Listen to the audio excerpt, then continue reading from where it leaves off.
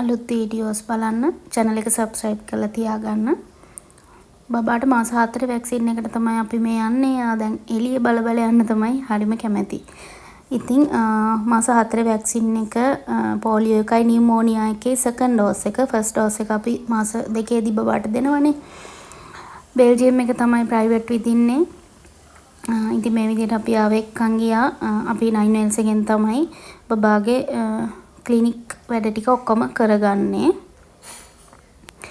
එයාගේ PD තමයි doctor Nalin ගමාතිගේ ගොඩක් හොඳ ડોක්ටර් කෙනෙක්. ඔයාලටත් channel කරනවා නම්.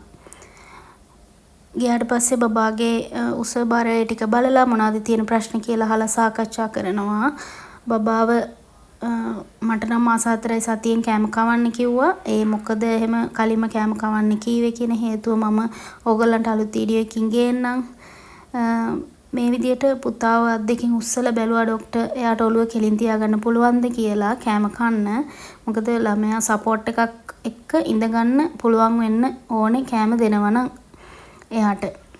ඉතින් ඒක තමයි චෙක් කරලා බැලුවේ. මට එයාට වැක්සින් එක දෙනවන වීඩියෝ කරන්න බැරි වුණා. මොකද එයා ගොඩක් අඬපු නිසා. මේ බෙල්ජියම් වැක්සින් එක මේකට රුපියල් 18820ක් වගේ තමයි මට ගියේ channelin fee එක නැතුව. බබාට තිබුණේ symptoms තමයි යාට පොඩක් උණ ආවා. පැය 10ක් වගේ තමයි උණ තිබුණේ. ඊට පස්සේ උණ ආවෙ නැහැ.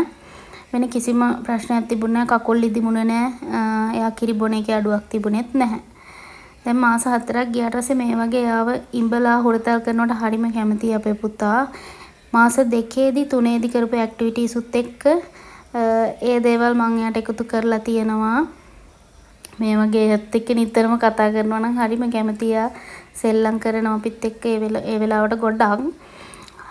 ඊට අමතරව මම යාට දැන් මේ ක්ලොත් බුක් ගෙනල්ලා තියෙන්නේ. මොකද එයා දුන්න ගමන් මේවා හපන්න බලනවා අල්ලලා. ඒ නිසා තමයි මම ක්ලොත් බුක් යාට ගෙනත් තියෙන්නේ. නැත්තම් ඕගොල්ලන්ට පුළුවන් ගන්න අර ලොකු රූප තියෙන මොනවා හරි ස්ටෝරි බුක්ස්. හැබැයි ඒක අතට දෙන්න බයයි. එයා හපනකොට ඇහැකුණත් වදින්න පුළුවන්. මේකත් වදිනවා.